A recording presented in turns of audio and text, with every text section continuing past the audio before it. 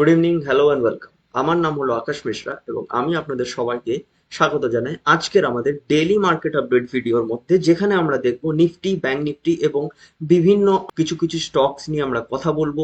আজকে কিরকম তাদের পারফরমেন্স হয়েছে এবং নেক্সট দিন আমরা কিরকম পারফরমেন্স এক্সপেকটেশন করতে পারি। তো প্রথমেই আমি নিফটির ওয়ান ডে চার্টটি আপনাদের সামনে তুলে ধরলাম।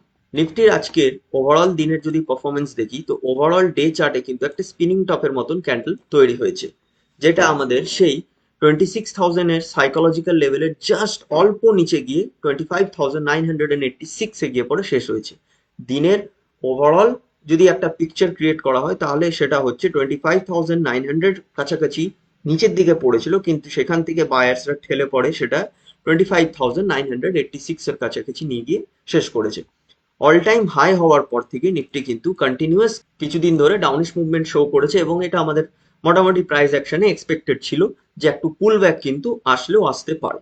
15 মিনিট টাইম ফ্রেমে নামলে আমরা দেখতে পাবো আজকে ফুল ডে নিফটি ওপেন হওয়ার পরে ডাউন গেল, দেন 25,891 এর কাছে গিয়ে পরে একটু সাইডওয়েজ গিয়ে সেখান থেকে আপসাইডে ফিনিশ করলো 25,986 লেভেল, যেটা আগের যে সাপোর্ট লেভেল ছিল সেটা এবার রেজিস্ট্যান্স হিসেবে কাজ করতে শুরু করেছে।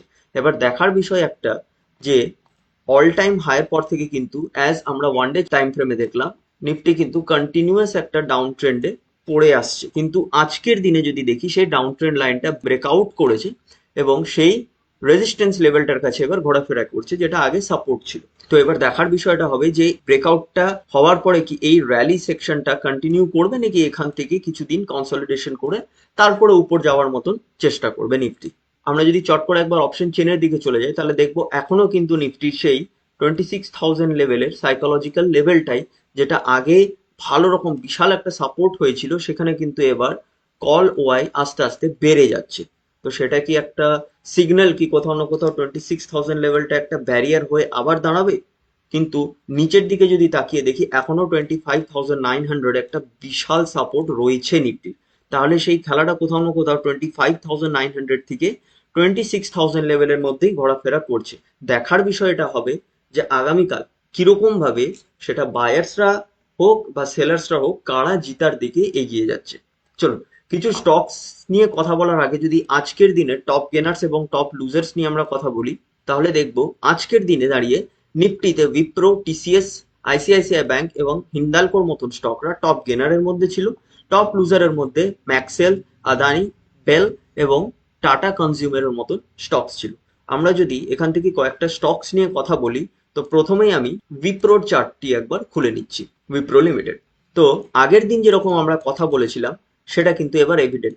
ব্রেকআউট হওয়ার পরে উইপ্রো কিন্তু ভালো রকম একটা র্যালি অলরেডি শো করে দিয়েছে এবং এই আগের রেজিস্ট্যান্স লেভেলের কাছাকাছি এবার পৌঁছানোর চেষ্টা করছে। দেখার বিষয়টা হবে যে এখান থেকে কি কন্টিনিউয়াস র্যালিটা গিয়ে ব্রেকআউট করে উপর দিকে যেতে পারছে উইপ্রো, নাকি এখান থেকে নিচের দিকে যাওয়ার চেষ্টা করবে, একটা সাপোর্ট বেস লাইন তৈরি করে সাইডওয়েজ গিয়ে দেন আবার উপর দিকে মুভমেন্ট করবে। সেটা এবার আমাদের ওয়েট অ্যান্ড ওয়াচ সিনারিওর মধ্যে পড়ে যাচ্ছে। আমি যদি এখান থেকে একবার হিন্দুস্তান জিঙ্কের চার্টটা খুলে নিই, তো হিন্দুস্তান জিঙ্ক লিমিটেডের ওয়ান ডে চার্টটা খোলার পরে আপনারা সবাই দেখতে পাচ্ছেন এটা মোটামুটি কোনো কিছুই করা নাই আমার, ওভারঅল ফুললি প্লেন একদম খোলা চার্ট রয়েছে। কিন্তু এখান থেকে আমি যদি একটু ড্র করে দেখাই আপনাদেরকে, যে এই রকম জায়গায় কিন্তু কন্টিনিউয়াস সাপোর্ট পেয়েছে হিন্দুস্তান জিঙ্ক, এইরকম জায়গায়। এখান থেকে সাপোর্ট পাওয়ার পর আমি যদি এটাকে একটা জোনের মতন ড্র করে দিই, তাহলে বুঝতে আরো সুবিধা হবে জায়গাটা। তো এই সাপোর্ট জোন থেকে কিন্তু এবার একটা রাউন্ডিং বটম টাইপ প্যাটার্ন করে উপর দিকে যদি আমি একটা রেজিস্ট্যান্স জোন তৈরি করে দিই এই জায়গায়, তো আমি দেখতে পাবো সেই রেজিস্ট্যান্স জোনটার কাছাকাছি এবার হিন্দুস্তান জিঙ্কের স্টকটা প্রায় প্রায় পৌঁছে গিয়েছে। তো এবার দেখার বিষয় হবে, এখনো অবধি যেহেতু ব্রেক আউটটা হয়নি, আমরা কিন্তু ওয়েট অ্যান্ড ওয়াচ করবো। যতক্ষণ না এটা প্রপার ব্রেকআউট হয়ে উপর দিকে যাবে ততক্ষণ কিন্তু আমাদেরকে অপেক্ষা করতে হবে। তাহলে এই জায়গাটা এখন একটা ভালো সেট আপ তৈরি হয়েছে সুইং এর জন্য, বুলিশ সুইং সেন্টিমেন্ট কিন্তু একটা তৈরি হয়েছে। দেখার বিষয়টা হবে কি এটা কি কন্টিনিউ হবে, নাকি এখান থেকে কিছুটা রিট্রেসমেন্ট আসতে পারে। তো নেক্সট কি হচ্ছে সেটার জন্য কিন্তু আমাদেরকে নেক্সট ভিডিওর জন্য অপেক্ষা করতে হবে। So thank you very much আজকের এই ভিডিওটা জয়েন করার জন্য। অবশ্যই নেক্সট ভিডিওতে আমাদের সঙ্গে আসবেন। ধন্যবাদ।